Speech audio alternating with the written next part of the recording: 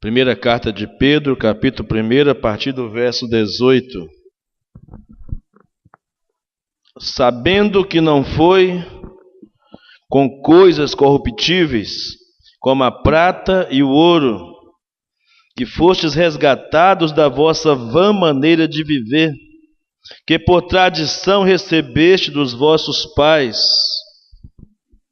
mas com o precioso sangue de Cristo, como de um cordeiro imaculado e incontaminado, o qual, na verdade, em outro tempo foi conhecido, ainda antes da fundação do mundo, mas manifestado nestes últimos tempos por amor de vós.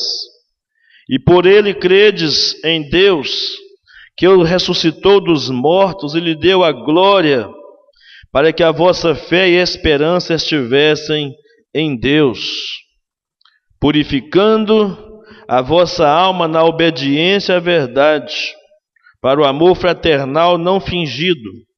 Amai-vos ardentemente uns aos outros, com um coração puro, sendo de novo gerados, não de semente corruptível, mas da incorruptível, pela palavra de Deus viva e que permanece para sempre. Porque toda a carne é como erva, e toda a glória do homem como a flor da erva. Secou-se a erva e caiu-se a flor, mas a palavra do Senhor permanece para sempre. E esta é a palavra que entre vós foi evangelizada. Amém. Nosso Deus, nós somos gratos pela Tua palavra, porque a Tua palavra é a verdade.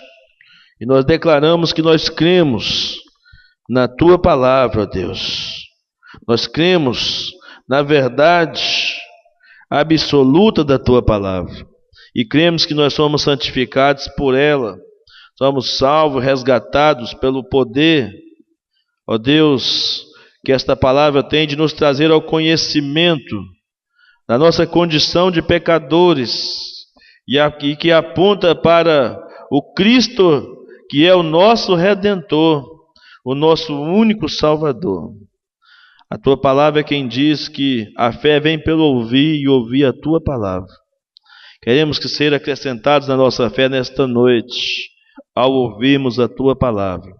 Coloca temor e tremor em nossos corações diante da Tua palavra, da santidade do Senhor e da santidade da Tua palavra. É o que desejamos, em nome de Jesus. Amém e amém. Amém? Graças a Deus. O estilo de vida de um salvo, terceira parte do nosso sermão. Nós falamos na segunda parte do nosso sermão que o estilo de vida do cristão deve ser um estilo de reverência por causa do juízo ou do julgamento de Deus. Ainda completando essa ideia da reverência que deve ser observada, queremos dizer que devemos ser reverentes ao Senhor como estilo de vida nosso por causa da redenção que alcançamos em Cristo Jesus.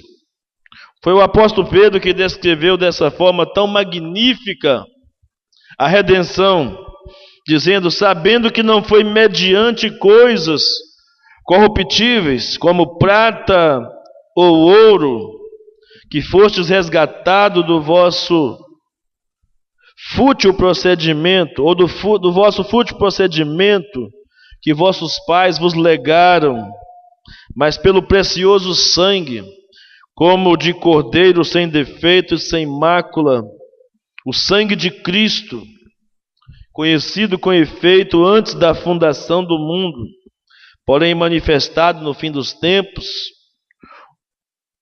por amor de vós, ou na linguagem do apóstolo Paulo aos Gálatas, na plenitude dos tempos, manifestado essa redenção, profetizada e proclamada, decretada, antes da fundação do mundo.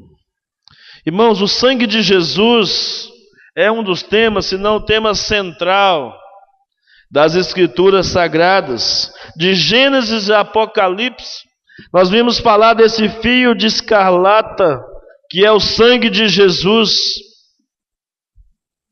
E a Bíblia diz que é o sangue de Jesus que nos purifica de todo pecado. No Antigo Testamento, esse sangue de Jesus é prefigurado no derramamento do sangue dos animais, oferecidos em holocausto, em sacrifício ao Senhor. E no Novo Testamento, já de forma direta, porque a Bíblia diz que o que acontecia no Velho era sombra do que deveria acontecer na verdade, de forma definitiva em Cristo Jesus. Agora o sangue de Jesus derramado para nossa redenção. E o que isso significa para nós? Que nem você e nem eu somos reconciliados com Deus pelas nossas obras. Nem você e nem eu somos reconciliados com Deus por causa da nossa bondade, se é que pensássemos que tivéssemos algum tipo de bondade para sermos aceitos por Deus. Nem você e nem eu somos aceitos ou reconciliados com Deus por causa da nossa religiosidade ou espiritualidade.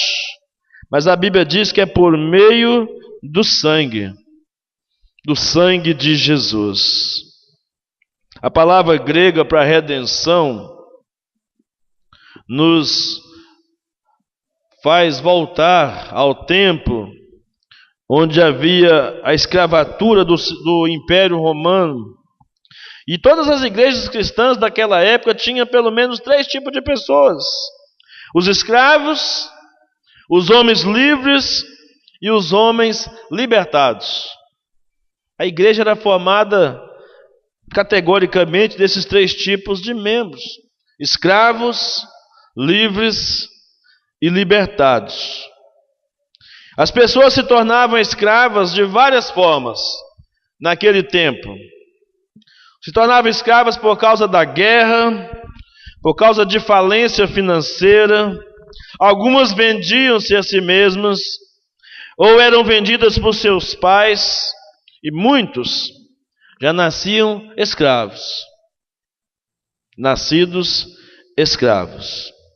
Um escravo podia obter a sua liberdade ou a sua libertação após um tempo de serviço determinado pelo seu senhor, ou principalmente pelo pagamento de um preço de resgate. Era o costume da época, e esse preço deveria ser pago por outra pessoa.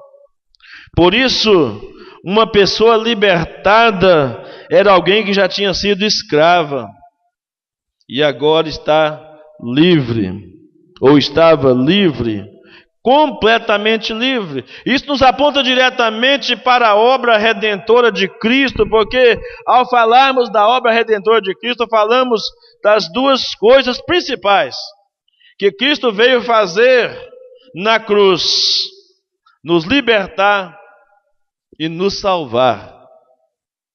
Ele veio para nos libertar da escravidão do pecado, para que o pecado não mais tivesse domínio sobre nós.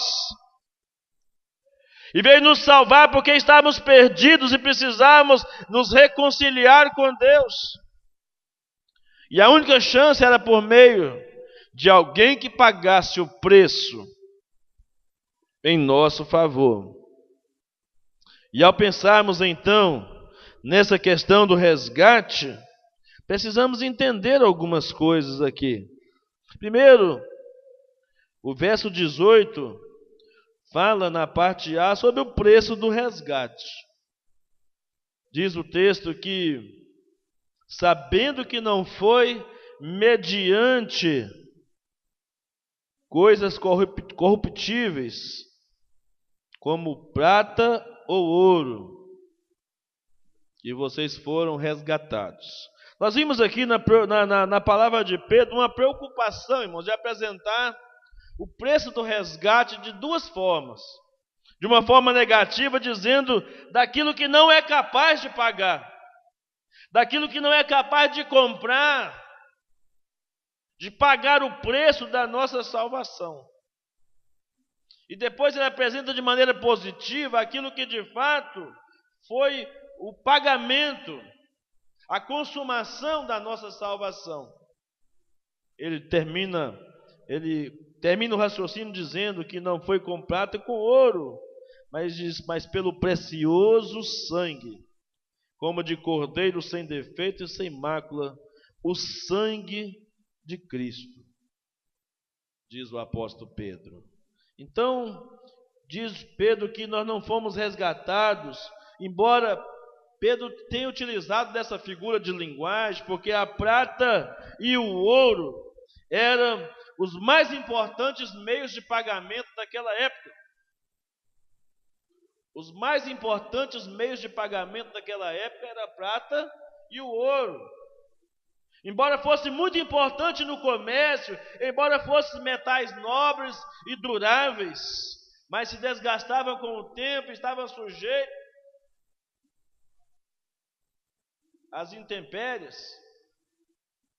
E ainda que fosse bem conservado, bem guardado, fossem muito úteis no comércio, não tinham nenhum valor espiritual ou para o resgate espiritual. Ou seja, a prata e o ouro, os bens materiais que alguém possui, são insuficientes ou insignificantes para nos libertarem da antiga vida, o mau procedimento, o fútil procedimento que recebemos por natureza dos nossos pais. Incapazes de dar a nova vida. Nem todo o ouro da terra, ainda que você juntasse todo o ouro da terra, ainda que você juntasse toda a prata da terra, ainda assim seria insuficiente para nos resgatar do pecado e da morte. E o que aconteceu é que estávamos, a Bíblia diz, na casa do valente, no império das trevas, na potestade de Satanás, e fomos arrancados dessa prisão do pecado, da escravidão do diabo e do terror da morte. A palavra diz. O sangue de Jesus, portanto, é o fundamento de uma maneira positiva. Então, o apóstolo Pedro apresenta o sangue de Jesus como fundamento da minha salvação e da sua salvação. Nós não temos um outro meio pelo qual podemos ser salvos, a não ser mediante o sangue de Jesus. A Bíblia diz que sem derramamento de sangue não há remissão de pecados. Ou seja, não há como pagar o preço pelo pecado sem que o sangue seja derramado. Isso nos reporta para a ideia de que as nossas obras não são suficientes para nos levar aos céus. A sua igreja não é suficiente para te levar aos céus. A sua bondade, a sua religiosidade não são suficientes para te levar ou para te fazer entrar no céu. Fora do sangue do Cordeiro de Deus, Jesus Cristo, não há como seus pecados serem purificados. Um grande avivalista, chamado John Wesley, sonhou que foi ao inferno. E quando chegou ao inferno, ele perguntou, ele era um metodista, e perguntou: há metodistas aqui? E alguém de lá disse: sim, há muitos. E ele ficou admirado, porque será que teria metodista? Então ele ficou, vou ver se testasse as outras igrejas também. Ele diz: há presbiterianos aqui? Sim, muitos. Há batistas aqui? Os demônios dizem: sim, muitos. Assembleianos? Assembleianos não deve ter. Não, tem muitos assembleianos aqui. Ele diz: não é possível. Isso não pode ser um sonho, isso deve ser um pesadelo. E aí diz que noutra noite sonhou que foi ao céu e fez, ainda com a ideia do sonho anterior, no seu sonho, perguntou no céu: há metodistas aqui? E a resposta do céu foi não. Há presbiterianos aqui? Também não. Batistas?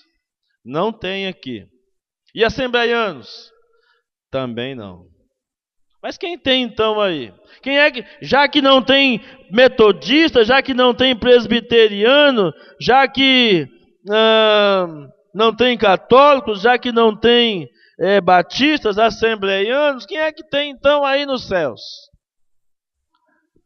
E segundo ele, no seu sonho, alguém respondeu: aqui no céu só tem um tipo de pessoa: os lavados e remidos pelo sangue do Cordeiro. Aleluia. Então, amados, do ponto de vista positivo, o apóstolo Pedro diz que o preço do nosso resgate está no sangue de Jesus. Mas na sequência diz que há uma condição para os resgatados. Ele diz: nós fomos resgatados do vosso fútil procedimento que os vossos pais vos legaram, diz o texto aqui na parte B do versículo. Pedro está dizendo que éramos escravos, uma vida vazia, levávamos uma vida vazia, uma vida improdutiva, uma vida sem propósito, uma vida fora da vontade de Deus, um estilo de vida mau e perverso que passava de geração em geração. Essa é a ideia do termo usado pelo apóstolo Pedro de fútil procedimento, um procedimento detestável, um procedimento abominável aos olhos do Senhor. Essa é a ideia passada pelo apóstolo Pedro ao dizer que era o fútil procedimento que incluía as vaidades, o orgulho, que incluía sentimentos negativos e uma vida totalmente de aparências e completamente fora da vontade de Deus. E aprendo com Pedro, então, que a pessoa sem Cristo, mesmo acumulada de bens, é uma pessoa vazia. Não tem uma razão específica pela qual viver e morrer. Há uma canção que nós cantamos que diz: se não for para te adorar, para que nasci? Se não for para te servir, por que estou aqui? Qual é a razão de vivermos e estarmos aqui se não for para adorar e para servir o Senhor? E Pedro diz que se você não é resgatado pelo sangue de Cristo, então você não consegue entender verdadeiramente a dimensão de adorar e de servir ao Senhor, de viver uma vida de resgatados para a glória de Deus. Então, esse homem que não encontrou razão para viver e para morrer em Cristo ou por Cristo, se encontra cada vez mais se afastando de Deus, escravizado pelo pecado, pelas forças do mal, e não encontra capacidade em si mesmo para poder vencer o pecado, para poder encontrar alguma fonte de resistência a essa dominação externa e interna produzida pelo pecado no coração dos homens. E é por isso que esse homem precisa entender que a sua condição de resgatado deve fazê-lo viver para a glória de Deus, adorar e servi-lo. Porque não havia nele mesmo, não havia em mim, não havia em você, não havia em nós mesmos nenhuma condição para nos libertarmos dessa situação em que nos encontrávamos, completamente escravizados pelos nossos pecados.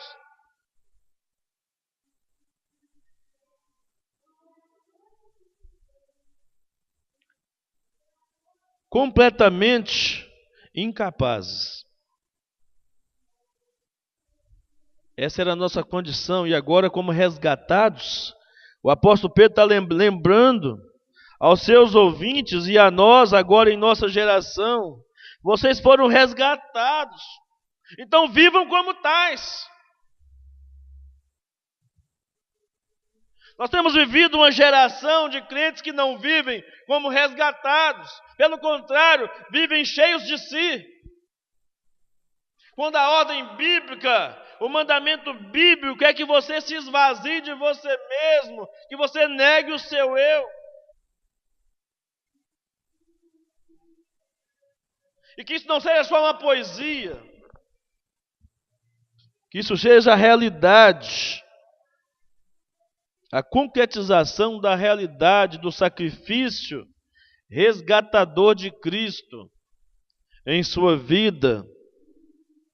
E é esse sacrifício resgatador que o apóstolo Pedro menciona, dizendo que é pelo precioso sangue como de cordeiro, sem defeito, sem mácula, o sangue de Cristo, conhecido com efeito antes da fundação do mundo.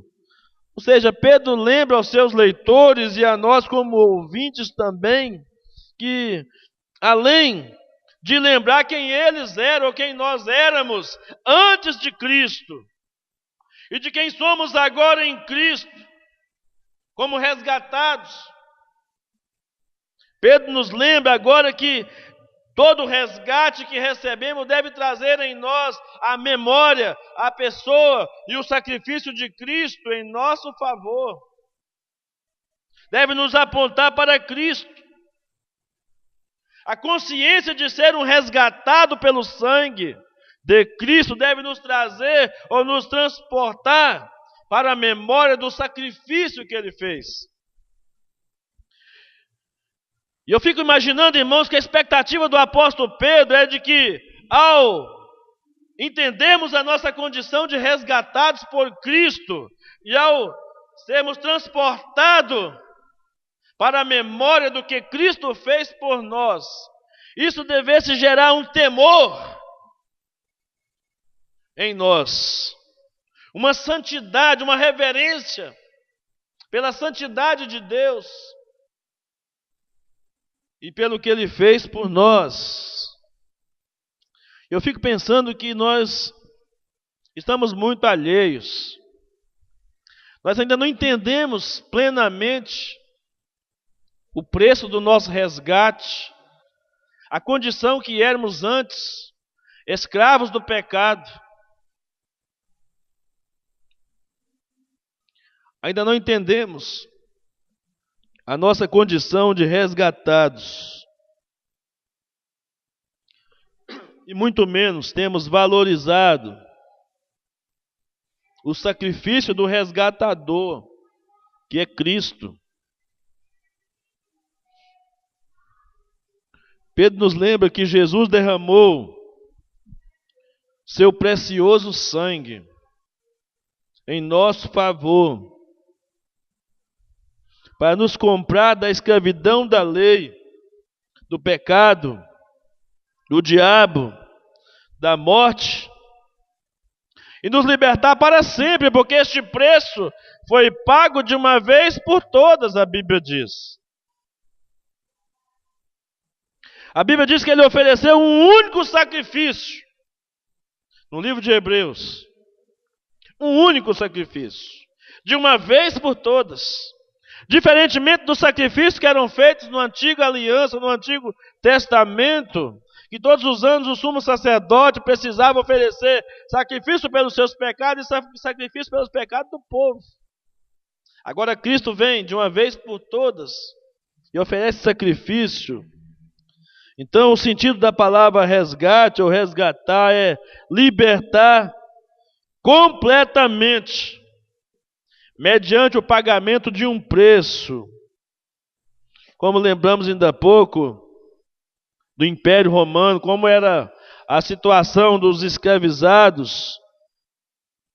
No Império Romano, um escravo podia sim ser resgatado. mas sim podia ser resgatado pelo pagamento de um preço. Era uma quantia em dinheiro. Mas Pedro diz que a nossa libertação, o nosso resgate foi pago com o sangue de Jesus, vida por vida. Eu disse pela manhã, ele morreu a nossa morte para que pudéssemos experimentar a vida dele, a vida abundante que ele diz que havia nos dado. Ele morreu para isso, para que você e eu experimentássemos esta vida abundante. O comentarista bíblico William Barclay, ele diz que o Cordeiro de Deus é a realização daquilo que foi sombra no passado, no Cordeiro Pascal que foi morto no lugar de cada família, e onde o sangue do Cordeiro foi aspergido nas portas, lá no Egito, quando houve a libertação do povo de Deus, e as pessoas cujas casas tinham o sangue nos umbrais das portas, eram poupadas do anjo da morte. E aqui nós vimos o profeta Isaías, no capítulo 53, descreveu o cordeiro mudo, imolado pelos nossos pecados, e João Batista apontando para o cordeiro que tira o pecado do mundo. Lá no livro de Gênesis capítulo 22, versículo 7, Isaac perguntou: onde está o cordeiro? Em João 1:29, João Batista respondeu: eis o Cordeiro de Deus. Está ali o Cordeiro. O Cordeiro de Deus que tira o pecado do mundo. Então, amados, no crucificado, o apóstolo Paulo sempre tinha como meta dizer: nós pregamos a Cristo e este crucificado. Relembrando que ele é o Cordeiro de Deus, no qual não apenas realizou a profecia messiânica de Isaías 53, mas cumpriu também o significado do Cordeiro Pascal, para trazer total e completa libertação para o seu povo. Quando Jesus nasceu, Mateus 1:21, a Bíblia diz: o seu nome será Jesus, porque ele libertará o seu povo dos pecados deles. Ele veio para o seu povo e veio para trazer libertação dos seus pecados. Interessante quando você olha Cristo dessa forma, como apresentado aqui como Cordeiro de Deus, então nós podemos entender que Jesus ao mesmo tempo é o ofertante e é a oferta. Ele se oferece a si mesmo. Ele é o sacerdote, ele é o sacrifício. Um sumo sacerdote no qual o escritor de Hebreus diz que é de uma aliança superior ao dos sacerdotes do passado. E é o precioso sangue de Jesus, que tem poder de nos libertar, de transformar pessoas, de tal maneira que as suas vidas sejam renovadas e transformadas em Cristo. Eu creio que é nesse sentido que o apóstolo Paulo diz em 2 Coríntios 5,17: se alguém está em Cristo, é nova criatura. O Cordeiro de Deus, a Bíblia diz, não podia ter nenhuma mancha sequer, nenhum pecado, ao pretender se colocar no lugar das pessoas, sacrificar-se por elas e redimi-las.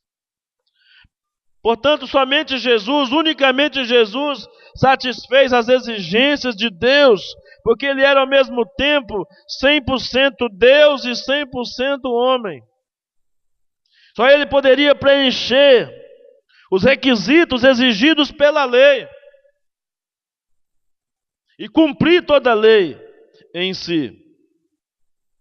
E ele fez tudo isso para que pudéssemos ser resgatados pelo seu sangue. Encontramos no verso 20, irmãos, a apresentação do plano, o plano da redenção. Diz o texto sagrado: Jesus Cristo é o eterno propósito de Deus. Pedro está dizendo que antes da fundação do mundo, Jesus foi declarado como redentor, predestinado para a obra da redenção. O apóstolo Pedro deixa claro, irmãos, que a morte de Cristo não foi acidental. Não foi por acaso, não foi porque ele era um ativista político, não foi por questões sociais. Ele havia sido predestinado para a obra da redenção, para o cumprimento de um plano redentor determinado por Deus antes da fundação do mundo. E aqui então precisamos fazer uma correção na nossa teologia. Porque geralmente nós queremos colocar Deus primeiro como Criador. Mas antes dele ser o Criador, ele já se manifestou como Redentor. Então toda vez que pensarmos em Deus, devemos pensá-lo nele de antemão como Redentor. Porque ele diz que antes da fundação do mundo, ou seja, antes dele criar o que ele criou, ele estabeleceu o seu plano redentor. Isso fica muito mais claro para nós, irmãos, pensarmos, porque alguém poderia pensar que Deus primeiro como Criador e depois como Redentor, é como se Deus tivesse sido pego de surpresa pelo pecado e agora estava criando um plano B para resolver o problema da queda do homem, como se Deus antes estivesse agora criando uma maneira ou buscando alguma maneira de resgatar o mundo do seu pecado, porque o homem fez as coisas complicarem demais. E Deus então tinha que encontrar uma outra solução. Mas quando você vê a obra redentora sendo profetizada e predeterminada e predestinada antes da fundação do mundo, você vai entender que tudo aconteceu como aconteceu, por causa do decreto soberano de Deus. Deus determinou que as coisas fossem dessa maneira. Mesmo que você e eu não entendamos por que Deus permitiu como pecasse. Mas eu quero que você saiba nesta noite que isso faz parte do plano de Deus. Não é um plano B, é o plano A de Deus. Deus só tem um plano. O plano de Deus é único. E Deus não se surpreende nem com o pecado, nem com a maldade, nem com a corrupção do homem. Ele predeterminou que fosse assim. Ninguém pega Deus de surpresa. Então, amado, corrija sua teologia. Corrija sua compreensão. Deus, antes de ser o Criador, Deus é o Redentor. Ele pensou primeiro na redenção, antes de criar qualquer coisa. Antes de criar você e eu, ele já tinha um cordeiro. E diz mais, a Bíblia diz que esse cordeiro, planejado antes da redenção, antes da fundação do mundo, ele já tinha sido morto. Apocalipse capítulo 13, versículo 8, Apocalipse capítulo 17, versículo 8, fala do cordeiro que foi morto antes da fundação do mundo. Porque o plano redentor de Deus aconteceu antes que o mundo fosse feito. Tudo faz parte de um plano soberano, inviolável de Deus. E nós, seres humanos mortais, ficamos tentando criar subterfúgios para a nossa salvação, criar condições para que nós mesmos proporcionemos os meios para a nossa salvação, quando Deus já havia criado, determinado antes mesmo que o mundo fosse mundo. E os decretos de Deus, os decretos eternos de Deus, nós falamos inclusive sobre nós.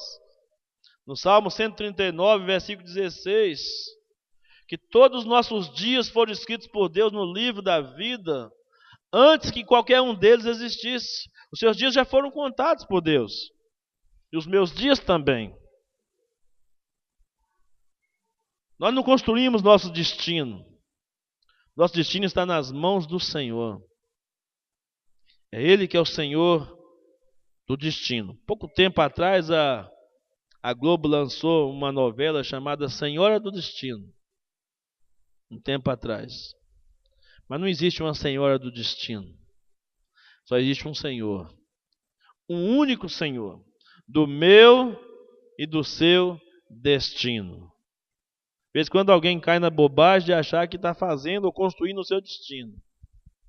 O seu destino já está predestinado por Deus.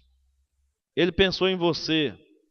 Eu quero dizer para você, amado, nesta noite, Deus pensou em você pela primeira vez. Não sei se você já parou para pensar algum dia nisso, quando Deus pensou em você pela primeira vez.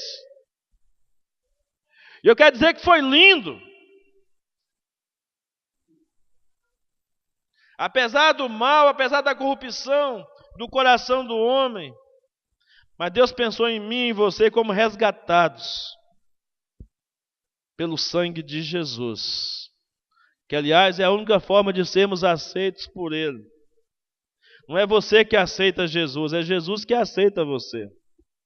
Nossa teologia e nosso evangelismo é equivocado, levando pessoas a achar que elas podem aceitar Jesus, quando de fato elas devem ser aceitas por Jesus. De vez em quando se prega a respeito disso, alguém costuma dizer, olha, eu já tenho Jesus. Pessoas totalmente ímpias, depravadas, dizendo que já tem Jesus. Mas aí, comumente eu digo a elas, muito bem, parabéns. Parabéns. Agora o segredo não é você ter Jesus. O segredo é Jesus ter você. Essa é a garantia da nossa salvação. Amém? É Jesus ter você. É o preço do resgate que foi pago no seu lugar e no meu lugar. Então, amados, o Cordeiro de Deus, conforme Apocalipse 13:8, foi morto antes da fundação do mundo. E aqui a Bíblia diz na parte B do versículo 20 que houve a manifestação desse resgatador. Houve um plano predeterminado antes da fundação do mundo, mas que se manifestou nos últimos tempos. Se consumou na pessoa de Cristo e terá o seu desfecho final na segunda vinda do Senhor, quando seremos glorificados. Toda a glória que foi dada a Cristo será o motivo da nossa glorificação nele. E a glorificação em Cristo não significa que seremos iguais a Ele, no sentido da sua glória e do seu resplendor. Mas significa que seremos livres para sempre da presença do pecado. Porque o pecado é que causa separação entre nós e Deus, a Bíblia diz. É o pecado que gera a morte do nosso relacionamento com Deus. E um dia, quando formos glorificados com Ele, significa que seremos de forma definitiva reconciliados com Ele. Quando o pecado será desfeito, porque no céu não entra pecado, porque a glória de Deus está lá. Porque a glória de Deus está lá. Um dia seremos livres. Hoje você está sendo libertado do poder do pecado. A justificação, quando você teve um encontro pessoal com Cristo, te trouxe libertação da culpa do pecado. E hoje você experimenta, ao viver uma vida de santidade, a libertação do poder do pecado. Mas um dia esse preço do resgate se completará, quando você será livre para sempre da presença do pecado e poderá entrar no gozo do teu Senhor. Vinde benditos do meu Pai, possuir por herança o que está reservado para você desde a fundação, antes da fundação do mundo, diz o Senhor. A parte C do versículo 20 fala do Cristo que veio ao mundo como cordeiro substituto por amor de nós. Deus nos amou e não poupou seu Filho, a Bíblia diz, antes por nós Ele o entregou. E é por isso que Paulo, escrevendo aos Romanos, está dizendo que eles estavam se apequenando a coisas tão insignificantes, estavam se afligindo com as provações, as tribulações da vida, com as perseguições, com as lutas e adversidade. Paulo está dizendo: vocês estão se apequenando demais diante dessas coisas. Se Deus é por nós, quem será contra nós? Aquele que nem mesmo poupou, nem mesmo seu próprio filho poupou, como não nos dará juntamente com ele todas as coisas? É uma pena que as pessoas deturpam esse texto e só levam para a teologia da prosperidade, porque está falando aqui de uma espiritualidade sadia, de um resgate alcançado, que nos dá garantias eternas em Cristo Jesus. Por fim, nós que antes éramos fracos, ímpios, pecadores, inimigos, em Romanos 5:8 diz que Cristo morreu por nós quando ainda éramos pecadores. Não é porque éramos bonzinhos. Quando éramos pecadores, inimigos de Deus. E depois do contexto ele diz que se éramos assim, ele nos alcançou, muito mais agora como resgatados, muito mais agora como justificados em Cristo. Alcançaremos nele a segurança eterna da nossa salvação. Vivamos como resgatados de Cristo e em Cristo. E ele termina dizendo que devemos estar atentos a uma santa reverência e santo temor a Deus, por causa da nossa fé, que deve ser firmada nele. O verso 21, o apóstolo Pedro diz: e por ele credes em Deus, que o ressuscitou dos mortos e lhe deu glória, para que a vossa fé e esperança estivessem em Deus. Irmãos, Deus não é um ser abstrato. Deus não é uma entidade. Deus não é algo indefinido. Mas Deus é aquele que atua com poder na história. Ele é o Senhor da história. Ele é o Senhor da história da humanidade. Ele é o Senhor da nossa história pessoal.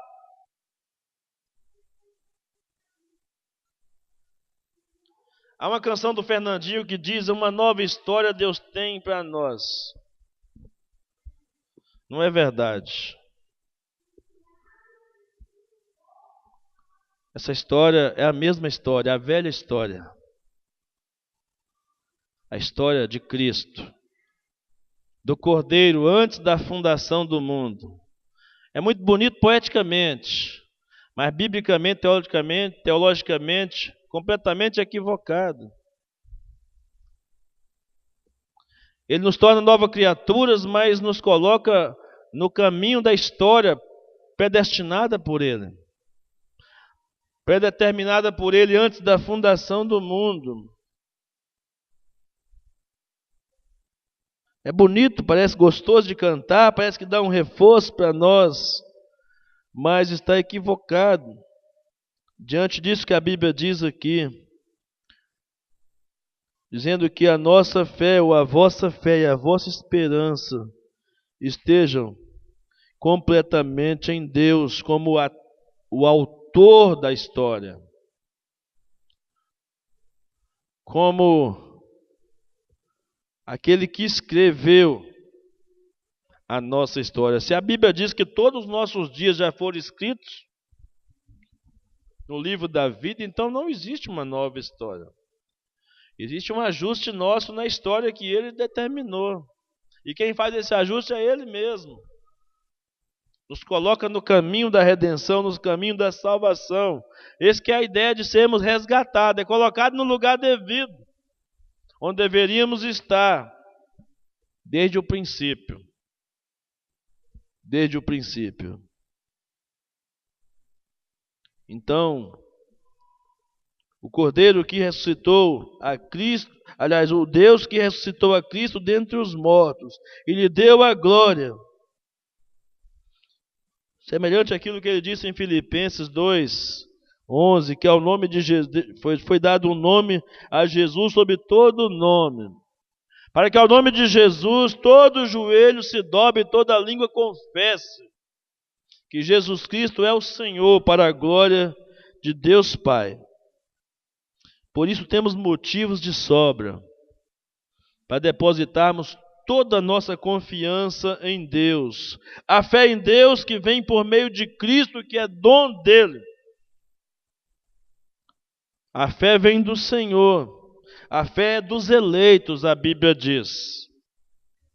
A fé é dos eleitos e vem como dom de Deus ao povo eleito de Deus. Deus ressuscitou a Cristo, lhe deu glória, confirmando e aprovando a obra redentora de Cristo. A obra vitoriosa de Cristo é que nos dá a confiança, a certeza, para colocarmos a nossa fé nele, totalmente nele, toda a segurança da nossa salvação está nele. Hoje pela manhã eu estava dizendo aos irmãos que estavam se batizando, preparando para o batismo, dizendo, olha, a segurança da nossa salvação está nele. Porque se estivesse em nós, nós perderíamos a salvação. Mas porque está nele, jamais perderemos, porque ele diz que aquele que vem a mim, de maneira nenhuma lançarei fora.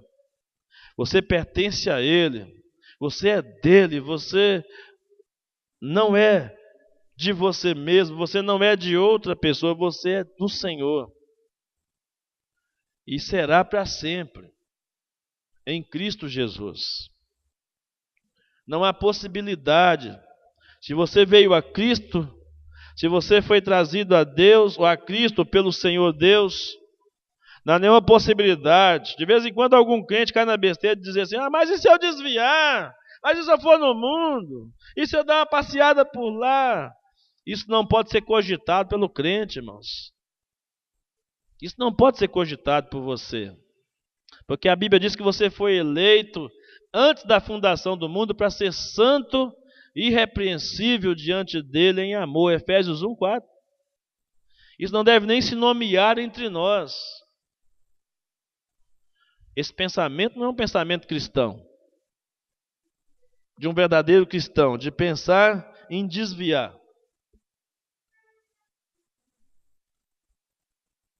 Por isso que a nossa segurança está totalmente no Senhor. Jesus nos emancipou do pecado, da morte, e por sua ressurreição nos deu a vida gloriosa, a vida abundante. Infelizmente, muitos crentes vivem a vida de forma miserável. Muitos crentes têm vivido essa vida cristã de forma miserável, irmãos. Não de fato como resgatado pelo sangue de Cristo. E por isso não consegue viver de maneira santa, de maneira reverente e com santo temor diante do Senhor. Não consegue se deleitar em Cristo. Está tão preso às coisas deste mundo, aos afazeres deste mundo, que não consegue se deleitar em Cristo. O apóstolo Paulo, escrevendo aos Coríntios, no capítulo 15, 1 Coríntios capítulo 15, me parece que versículo 13, salvo engano, não sei, diz, se esperarmos por Cristo, somente nesta vida somos mais miseráveis. E é isso que tem resumido a vida de muitos crentes. Esperado por Cristo apenas nesta vida. É isso? 19. É que eu confundi aqui com um outro que diz, as más conversações corrompem os bons costumes. Mas o 19 diz que se esperarmos por Cristo somente nesta vida, somos mais miseráveis de todos os homens. E como tem sido mesquinha a vida de muitos crentes, simplesmente porque não entenderam o que é viver a vida de um resgatado pelo sangue do Senhor Jesus. Se ocupa com tantas bobagens, se ofende com tanta facilidade. Mas o Senhor está nos chamando nesta noite para uma compreensão dessa verdade, para que você e eu vivamos vidas de resgatados. Esse é o estilo de vida, faz parte do estilo de vida que todo cristão deve ter para a glória de Deus. Amém?